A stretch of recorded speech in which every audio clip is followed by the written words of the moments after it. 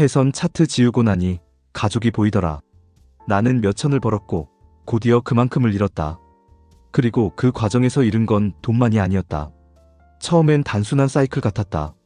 오르고 내리고 복구하고 또 따고 마치 시소를 타는 것 같았다. 감정도 수익도 스트레스도 계속 오르락내리락 했다. 그러다 어느 순간 깨달았다. 나는 시소 위에 앉아있는 게 아니라 그 아래 깔려 있었다. 스트레스는 눈에 보이지 않게 무너뜨린다. 손해를 보기 시작하면 사람은 잠을 못 잔다.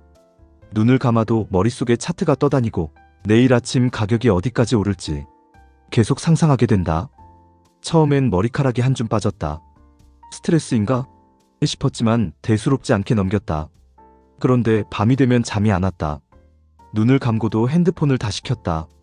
반등하진 않을까? 지금 들어가야 하는 건 아닐까? 그렇게 나의 새벽은 차트와 함께 깨어 있었다. 가족에게 미안해지기 시작한 어느 날, 내가 진짜 깨달은 날은 딸을 유치원에 데려다 주던 아침이었다. 아이 손을 잡고 횡단보도를 건너며 나는 차트를 보고 있었다. 작은 손이 내 손을 흔들고 있었지만 나는 그걸 느끼지 못했다. 그날 아내가 말했다. 요즘 왜 이렇게 멍하냐고. 애가 아빠가 웃지를 않는다고 한다. 그제야 정신이 들었다. 나는 가족 앞에서조차 사람이 아니었던 거다. 돈보다 중요한 게 있다는 걸 잃고 나서야 배운다. 사람은 잃고 나서야 배운다. 건강을 잃으면 건강이 소중하단 걸 알게 되고 신뢰를 잃어야 신뢰가 중요하단 걸 안다. 나는 돈보다 중요한 게 있다는 말을 귀로만 들었다. 이젠 그게 피부로 심장으로 느껴진다. 왜냐면 나는 정말 중요한 것들을 스쳐보냈기 때문이다. 아이의 웃음소리, 아내의 따뜻한 말, 직장 동료와의 유쾌한 대화, 전부 흐릿해졌다. 내 손엔 차트만 남았다. 고수는 있지만 그게 나는 아니었다.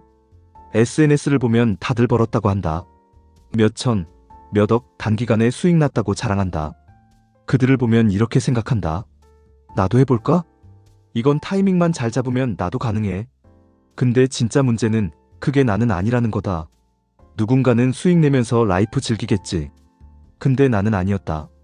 나는 그들과 같은 룰에 참여하지만 내 인생은 그들과 다른 곳에서 무너지고 있었다. 마이너스 상태에서 끊는 건 불가능에 가깝다. 사람들은 말한다. 그만하면 되잖아. 그렇게 스트레스 받으면 안 해야지. 근데 현실은 그렇지 않다. 마이너스가 찍히면 도저히 손을 뗄 수 없다. 복구라는 이름의 중독이 시작되기 때문이다. 이기고 있을 때는 이제 그만하자라는 생각이 들어도 지기 시작하면 끝내고 싶어도 못 끝낸다. 그 순간 깨달았다. 이건 투자가 아니라 중독이었구나.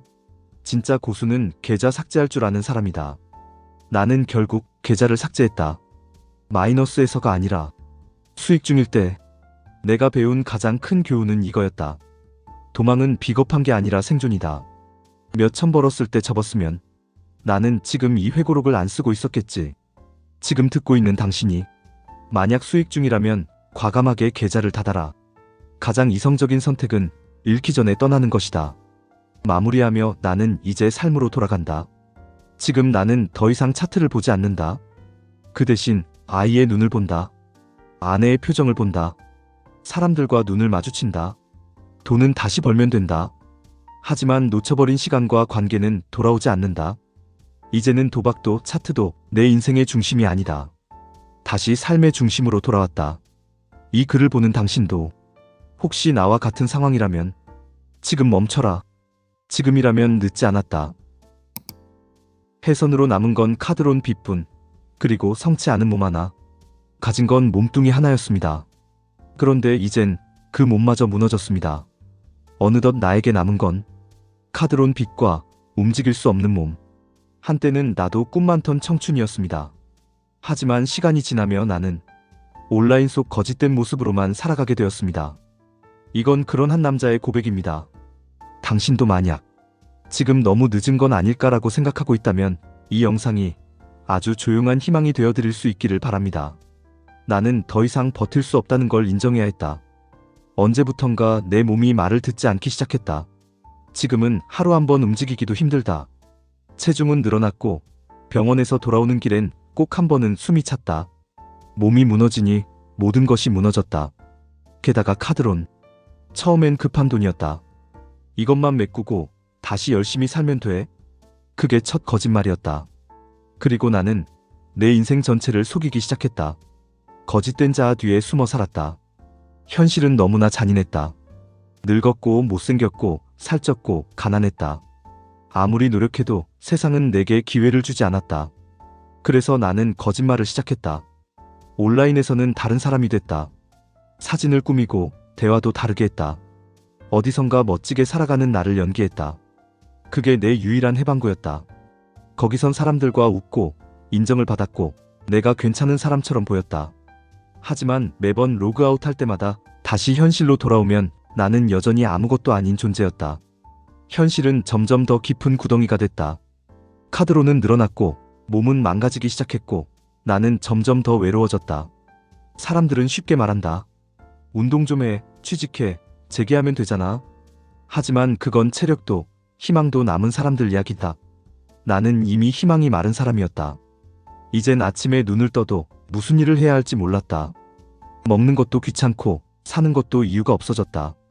한때는 나도 꿈이 있었다.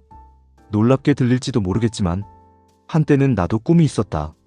디자인 공부를 했고 자격증을 따보려 애썼고 좋아하는 사람에게 고백도 해봤다. 하지만 일이 꼬이고 돈이 모이지 않고 몸이 무너지니 세상은 나를 아무도 아닌 존재로 만들었다.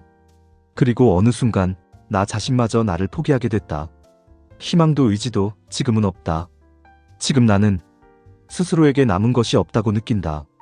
희망도 의지도 욕망조차 없다. 하루하루는 버텨지는 게 아니라 그냥 지나가고 있을 뿐이다. 누군가 일어나 보라고 말해도 나는 그 말조차 믿을 힘이 없다. 그렇다고 죽고 싶지도 않다. 그냥 아무 생각이 없다. 그게 가장 무서운 상태다. 그런데도 이렇게 글을 남긴 이유, 모순일 수 있다. 희망도 없고 의지도 없다면서 왜 이런 글을 쓰느냐고? 그건 아마도 내 안에 아주 작은 생존 본능이 아직 완전히 꺼지지 않았다는 증거 아닐까? 이 글을 누군가 읽는다면 혹시 나와 비슷한 사람이라면 당신에겐 아직 늦지 않았다는 말을 전하고 싶다. 나는 이미 많은 걸 잃었다. 그래서 말할 수 있다.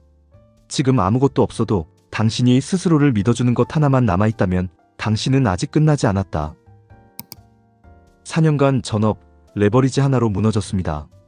4년간 전업으로 꾸준히 벌었습니다. 그런데 이번 주 나스닥 장 하나에 거의 다 날렸습니다. 자영업 망하고 시작한 선물 매매, 밤낮 없이 보고 배웠던 이 세계. 그런데 이번 주 시장은 정말 사람이 견딜 수 있는 레벨이 아니었습니다. 레버리지 하나, 뉴스 하나, 심리 하나가 전업 투자자의 멘탈을 어떻게 부수는지 오늘 그 이야기를 해보려 합니다. 30대 후반, 그리고 전업 선물 투자 4년차. 처음 글을 쓸 땐 이렇게 솔직하게 쓸 줄 몰랐습니다. 하지만 지금은 쓸 수밖에 없네요. 자영업의 끝에서 시장으로 들어오다. 처음 시장에 들어온 건 자영업이 망한 직후였습니다. 말 그대로 가진 거 하나 없이 이대로 무너지면 안 된다는 절박함 하나로 시작했죠. 트레이딩이란 세계는 처음엔 낯설었지만 밤낮 없이 차트를 봤습니다. 해외 포럼도 보고 백테스트도 하고 정말 미친 듯이 매달렸습니다. 그 결과 3년간은 잘 벌었습니다. 정말입니다. 묵묵히 조심스럽게 꾸준히. 나의 스타일 나스닥 90%, 금 10%, 중타 스윙. 저는 단타형 트레이더는 아닙니다. 하루에 수십 번 눌러대는 스타일도 아니고요. 나스닥 90%, 금 10%, 그리고 중타나 스윙 위주의 매매. 신호가 명확할 때만 진입했고 레버리지는 항상 보수적으로 잡았습니다. 사실 이게 내 철칙이었고 그래서 4년 동안 무너지지 않고 살아남았던 겁니다. 그런데 이번 주 그 모든 게 무너졌습니다. 2025년 4월 마지막 주. 나스닥 장세는 제 인생 최악이었습니다. 정책 불확실성, 트럼프 관세 발언, 게다가 가짜뉴스까지 섞인 시장 왜곡.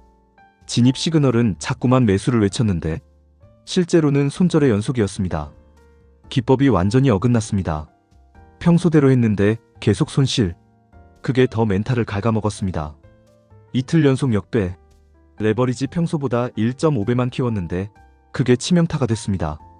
멘탈 붕괴, 그 흔한 전조. 몸이 떨렸습니다.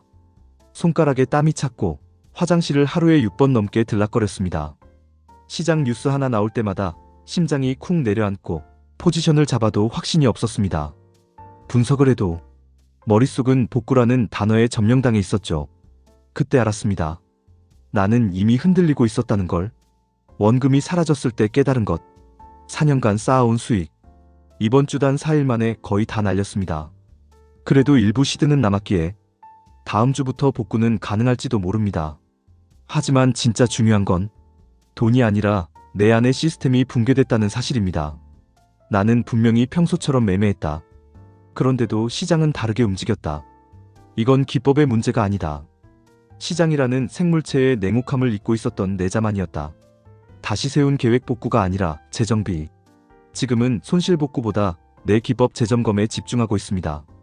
왜? 복구는 언제든 할 수 있지만 멘탈은 잃으면 끝이니까. 계좌는 그대로 있지만 나는 다시 노트북을 닫고 책상에 앉았습니다. 내가 왜 이 자리에 왔는지, 내가 어떤 원칙으로 살아남았는지를 다시 기록합니다. 이 영상을 보는 여러분께, 혹시 여러분 중에도 이번 한 주간 손실을 보셨나요? 괜찮습니다. 살아있다면 복구도 가능합니다. 하지만 복구보다 먼저 자신의 리듬을 회복하세요. 전업 4년차인 저도 이번 주에 무너졌습니다. 그러니 여러분도 무너질 수 있습니다. 중요한 건 우리는 돌아올 수 있다는 겁니다. 다시 분석하고, 다시 공부하고, 다시 시장 앞에 앉으면 됩니다. 영상을 보시고 도움이 되셨다면 구독, 좋아요 눌러주시고 다양한 의견 남겨주세요.